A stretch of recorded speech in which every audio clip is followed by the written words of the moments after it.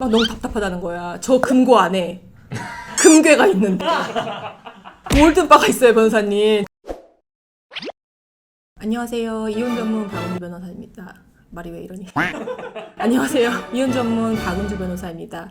얼마 전에 올려드린 영상 중에서 배우자의 재산 찾는 방법에 대한 영상이 있었잖아요. 1차적으로는 재산 명시라는 결정을 받아서 나의 재산을 다 이제 까발리는 거예요. 그러면 상대방의 재산도 어느 정도 파악이 돼서 그 재산 목록을 가지고 구체적으로 금융거래 관련된 조회도 해볼 수 있고 이런저런 조회를 한 다음에 재산 분할이 문제가 되는 사건에서는요. 분할 대상 재산 명시표라는 거를 표를 작성해서 법원에 제출을 반드시 해야 되거든요. 그 표를 작성하고 보는 방법에 대해서 오늘은 한번 설명드려 볼게요. 쉽지만 중요한 부분이기 때문에 표는 여기 이렇게 명시 나와 있죠. 원고의 적극재산과 소극재산, 피고의 적극재산과 소극재산을 쭉 나열을 해야 돼요. 기본적으로 적극재산은 플러스 재산이라고 생각하시면 됩니다. 플러스 재산에 뭐가 있느냐? 가장 큰 거 부동산, 그 다음에 예금채권, 임대차 보증금, 전세 보증금 이런 거 있을 수 있겠죠. 그 다음에 주식, 동산, 자동차, 그리고 또 보험 관련된 예상해약금 있을 수 있는데 동산 뭐 있어요? 동산 여러분? 재산이 될 만한 동산 있습니까? 고려청자 집에 있어요? 미술품 이런 거겠죠, 그렇죠? 반대로 이제 소극재산은 뭐예요? 대출이나 빚 같은 채무를 소극재산이라고 하겠죠. 그래서 극과 소극재산의 개념은 그렇다. 이제 예시를 들어볼까요, 한번? 원고의 적극재산에 조회를 해봤더니 예금 잔고가 3천만 원 정도가 있었어요. 옆에는 증거 어떤 거 나와 있는지 내역서 써야 되고요. 그 다음에 또 원고 명의의 차량이 있었어. 근데 그 차량을 보니까 시가가 현재 1,000만 원 정도 된다. 이거는 보통 SK엔카 사이트 보면은 같은 연식, 같은 차종, 모델, 주행수 비슷한 거를 찾아가지고요. 거기 평균가를 하면 되는 거고 그러면은 그 밑에 표에 적극재산에 총 합계 나와 있는 거 있죠. 그거 얼마입니까? 4,000원 써 있어요.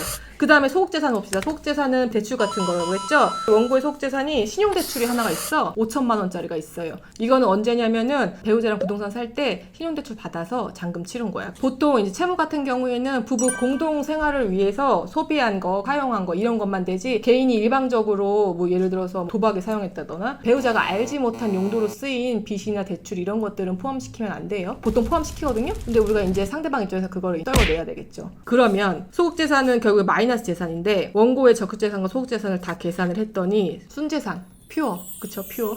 퓨어한 재산이 나와야 돼요. 원고의 순재산은 얼마예요? 그래서 마이너스 1,000만 원. 채무가 더 많은 거예요. 그 다음에 피고 재산 한번 볼까요? 우리 지금 다 예로 드는 거예요. 피고 재산 중에서 가장 큰 덩어리인 아파트가 하나가 있어, 부동산이. 이거는 시세를 5억 정도로 확인할 수가 있는데요. 5억 시세 어디서 확인? KB부동산 시세랑 그 다음에 실거래가 조회 같은 거 해가지고 평균가 내서 5억 정도로 돼요. 그 다음에 피고가 급여생활자였어. 오랫동안 회사를 다녔고 혼인기간 어느 정도 됐어요. 그랬을 때 지금 시점을 기준으로 해서 퇴직을 했을 때 일시금으로 받을 수 있는 퇴직금 같은 거를 조회를 할 수 있거든요. 이거 조회했더니 5천만 원 나왔어요. 퇴직금 채권도 다 들어가요. 소극재산 보니까 아파트를 살 때 아파트 잔금을 치르기 위해서 보통은 많이 다 아파트 담보대출을 이용을 하죠. 부동산 담보대출. 보니까 그게 2억 정도 됐어요. 그러면 피고의 순재산은 3억 5천 정도 된단 말이에요. 그래서 맨 마지막에 총 정리한 게 원고와 피고의 순재산의 합계를 적게 돼 있는데 얼마예요? 그러면 3억 4천이 되겠죠? 마이너스 1,000이었고 원고가 그 다음에 피고는 플러스 3억 5천이었으니까 부부의 순재산이 3억 4천이야. 이거를 가지고 기여도를 따지는 건데 그 기여도라는 건 결국에는 서로 주장을 하지만 실질적으로는 몇 대 몇으로 할 것인지 판사가 판단을 하는 거예요. 우리 그러면 5대 5로 한번 해볼까요? 5대 5야 기여도가. 그러면 3억 4천을 반반으로 나눠야 돼. 그러면은 원고는 마이너스 1,000이고 피고는 지금 3억 5천을 가지고 있단 말이에요. 반반은 1억 7천씩 갖는 게 맞잖아요. 그러면은 피고는 원고에게 얼마를 줘야 돼요? 1억 8천을 줘야 돼요. 1억 8천을 줘야지 결과적으로 최종적으로 1억 7천을 가지게 되는 것이죠. 두 사람이 다 공평하게 1억 7천씩 남아있는 꼴이 되는 거예요. 이런 식으로 계산을 한다고요. 그래서 최종적으로 이렇게 판단이 되거든요. 피고는 원고에게 재산분할로 1억 8천을 지급하라. 그래서 재산분할할 때는 크게 중요한 게 두 가지인 거예요. 총 각자의 재산이 얼마인지 정확하게 드러내는 일이 하나가 중요하고 그 다음 두 번째로는 본인의 기여도가 높다는 거를 주장 입증할 수 있는 게 하나가 중요한 거고 재산분할할 때는 총 두 가지의 기준에 따라서 한다. 만약에 내가 건물을 가지고 있는데 그 건물이 되게 시가가 막 20억이야. 근데 거기에 보증금이 껴있을 거 아니에요. 이제 세입자들이 있고 보증금 같은 거를 받고서 이제 세입자를 드리는데 그 보증금이 다 합쳐가지고 8억 정도 됐어요. 근데 그 보증금을 채무로 소극재산에 포함을 시켜야 될까 말아야 될까요? 당연히 시켜야 됩니다. 왜냐면은 그 보증금은 내가 말 그대로 그냥 가지고 있는 거기 때문에 임대차 보증금 반환 채무라는 걸로 남아있는 거예요. 내 돈이 아니야. 그 다음에 또 하나는 가장 많이 질문을 하시는 게 뭐냐면은 개인 간의 채무 중에서 전세를 얻을 때나 집을 살 때 저희 어머니 아버지가 돈을 빌려주셨거든요. 그게 이게 채무로 남아있어서 내가 지금 마이너스인 거예요. 소극재산에 넣어주세요 라고 했을 때 이게 과연 인정이 될 것인가. 보통 결혼하면서나 혹은 중간에 뭐 집을 마련하면서 이사를 가면서 시댁이나 친정으로부터 지원금을 보조받는 경우가 있는데 그때는 좋은 마음으로 어머니 아버지께서 너네 잘 살아봐라 그러면서 이제 지원을 해주시는 거예요. 말 그대로 증여예요. 그냥 증여 그냥 주시는 거예요. 근데 혼인이 파탄나서 이혼을 하려니까 아니다. 그거 우리 어머니 아버지가 빌려준 돈이라서 다시 갚아야 된다. 나는 그래서 빚이 있는 사람이다. 이렇게 주장하는 경우가 굉장히 많거든요.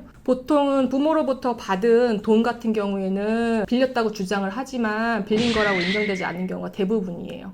부모 자식 간의 특수한 관계 때문에 일반적인 증여로 봐서 그거를 뭐 따로 채무로 빼고 그렇게 인정되는 경우는 거의 극히 드문데 인정될 수 있는 경우가 있어요. 어떤 경우냐? 정말로 빌리는 경우 있거든요. 차용증이 있어야 돼요. 근데 변호사님, 차용증 최근에 그냥 가라로 썼을 수 있잖아요. 그렇잖아. 단순 차용증만 가지고 있었을 때 안 돼요. 차용증 플러스 실질적으로 그 돈이 지급된 날로부터 원금이나 이자 같은 게 꼬박꼬박 지급이 되었던 내역이 있다. 실무에서는 그렇게 드물겠지만 가끔 있을 수 있다.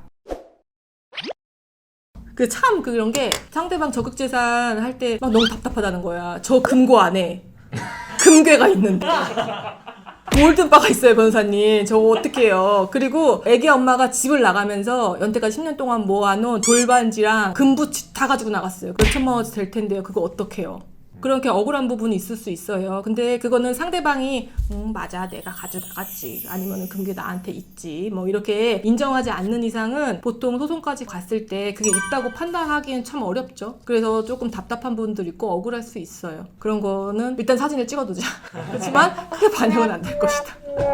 오늘은요 그 이혼 소송에서 재산 분할 관련해서 분할 대상 재산 명시표 작성하는 법과 그 다음에 보는 법에 대해서 살펴봤는데요. 굉장히 좀 유익하셨죠? 오늘 영상이 유익하셨다면 구독과 좋아요 눌러주세요. 안녕.